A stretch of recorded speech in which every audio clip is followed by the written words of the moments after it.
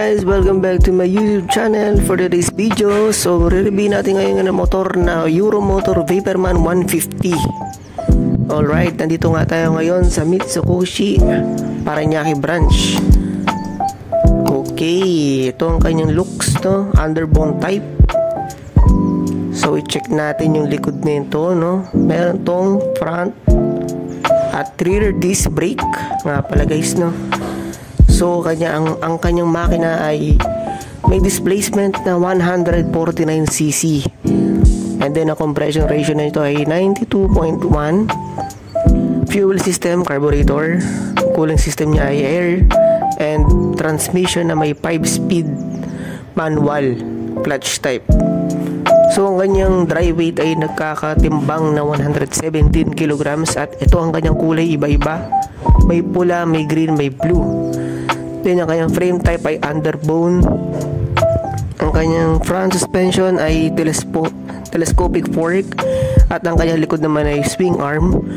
So pag-usapan naman natin yung kanyang front wheel at rear wheel. Ang harapan nito ay 90 by 17. Ang likod naman ay 110 by 80 by 17. So about naman sa kanyang braking system, ang kanyang harap-likod ay naka-disc brakes na. As you can see, ang kanyang compartment ay mayroon pang lagayan. Vaporman. Naka-monoshock ang pangilalim nito guys, no? Napakaganda. At foot peg. So kitang-kita nyo naman ang disc brake at kanyang chain type. Yan, napakaganda. At saka may cover siya. Then ang kanyang gear cover ay kulay brown. And then dito naman sa kanyang panel gauge, yan nakalagay E3. So ito ay Euromotor Sports. Yan.